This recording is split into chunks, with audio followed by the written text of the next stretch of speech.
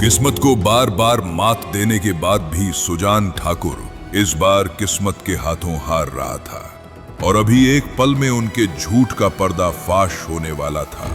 लेकिन क्या सुजान इतनी आसानी से अपनी मेहनत को बर्बाद होने देगा या खेलेगा कोई नया खेल?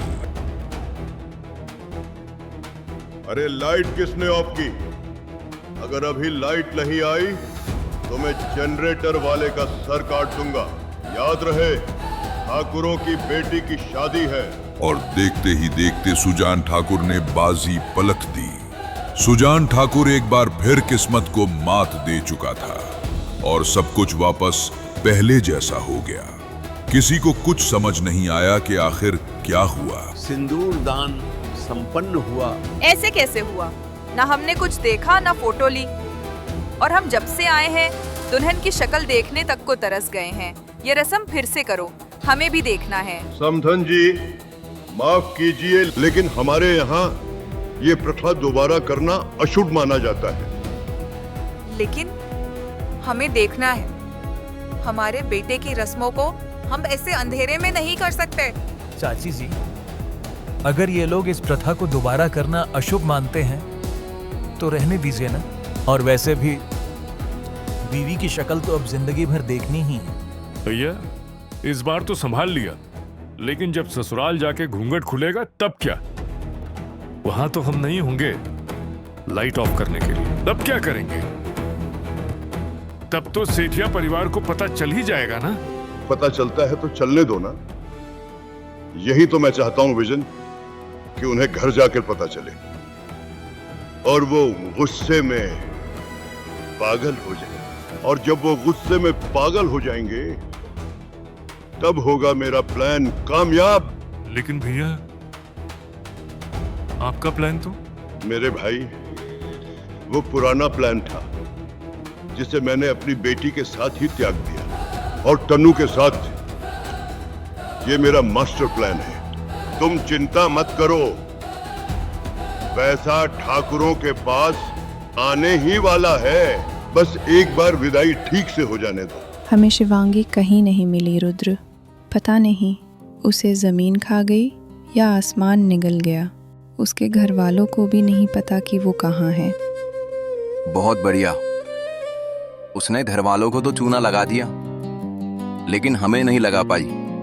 देखो, उसे कोई बस या टैक्सी वाला अपनी गाड़ी में नहीं बिठाएगा। यहाँ सब सुजान ठाकुर से डरते हैं, तो अब शिवांगी के पास एक ही रास्ता बचा है, वो है पैदल जाने का। और पैदल वो कहां तक ही गई होगी। जल्दी से गांव का कोना कोना छान मारो, ज्यादा दूर नहीं गई होगी। आखिर शादी संपन्न हुई और ठाकुरों का सेठिया खानदान से रिश्ता बनाने का सपना पूरा हो रहा था। ठाकुर खानदान की लाडली बेटी अब विदा होकर सेठिया परिवार में शामिल होने जा रही थी। दुल्हन के पिता विदाई की रस्म को पूरा करने के लिए आइए। हम दोनों भाइयों के लिए दोनों लड़कियां बेटी समान ही हैं, इसलिए हम दोनों मिलकर विदाई करेंगे। रुक जाइए, मैं शिवांगी नहीं हूँ। ताऊ जी, मुझे माफ कर दीजिए। मैं झूठ बोलकर ससुराल नहीं जाना चाहती। एक ही पल में सुजान ठाकुर की आंखों के सामने उसकी सारी चालें बर्बाद हो गईं। उसे समझ ही नहीं आया कि जो लड़की उसकी एक आवाज में चुपचाप शादी करने को तैयार हो गई, भला उसने अब ऐसा क्यों किया? ताऊ जी, आपने कहा और मैंने चुपचाप शादी कर ली, लेकिन मैं ये झूठ और नहीं सह सकती। मुझे माफ कर दीजिए ताऊ जी। चाची जी, मैं आपसे भी माफी मांगती हूँ। आपने शिवांगी दीदी को अद्वैत जी के लिए पसंद किया था। मैं आपकी पसंद की गई दुल्हन नहीं हूँ। दीदी अचानक शादी से भाग गई और इस वजह से बाऊजी और ताऊजी ने मुझे। अद्वैत, चलो यहाँ से, मुझे यहाँ और एक पल नहीं रुकना है। मैंने तुमसे पहले ही कहा था कि किसी बड़े शहर की लड़की देखो। गाँव में ऐसे ही फ्रॉड लोग होते हैं। अब चलो यहाँ से। नहीं, आप लोग ऐसे नहीं जा सकते। अग्नि को साक्षी मानकर मेरी भतीजी की आपके भतीजे के साथ शादी हुई है। साक्षी तो पूरी बारात भी है। मिस्टर ठाकुर, ज्यादा होशियारी करोगे तो कोर्ट में घसीट कर ले जाऊंगी, समझे? क्या देख रहे हो? चलो। ठाकुरों का सारा गुस्सा अब उस बेचारी तनुश्री पर था, जिसने अपने आप को उन ठाकुरों के लिए कुर्बान किया था। 19 साल की उस मासूम तनुश्री पर सुजान ठाकुर ने बिना किसी परवाह के हाथ उठा दिया और वहां खड़े लोग सिर्फ तमाशा देखते रहे। दरअसल सब जानते भी थे कि ठाकुरों को रोकने की हिम्मत किसी में नहीं थी और जो उनके बीच में आएगा मारा जाएगा।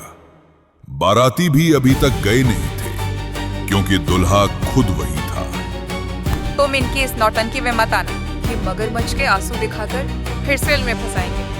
मैं सिर्फ हमारे बिजनेस के बारे में सोच रहा हूँ चाची जी। कल मीडिया कहीं ये ना कह दे कि सेठिया परिवार ने अपनी नई नवेली दुल्हन को ऐसे ही छोड़ दिया। अगले महीने आईपीओ लॉन्च होने वाला है और जरा सी नेगेटिव पब्लिसिटी भी हमें डुबा सकती है।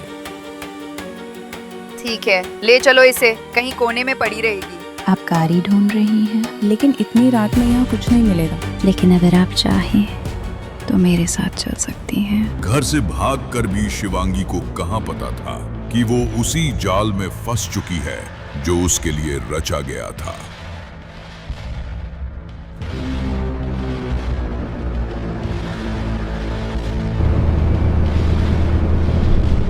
कौन हो तुम? छोड़ो मुझे, जाने दो, छोड़ो मुझे। मैंने क्या बिगाड़ा है तुम्हारा? अपने बाप से पूछ लेना क्या बिगाड़ा है। ए लड़की, उतरो नीचे। मैंने कहा था कोने में पड़ी रहेगी, घर के या रास्ते के, ये तो नहीं कहा था। और हाँ, तुम टेंशन मत लो अद्वै, मीडिया का मुंह कैसे बंद करना है मैं जानती हूँ।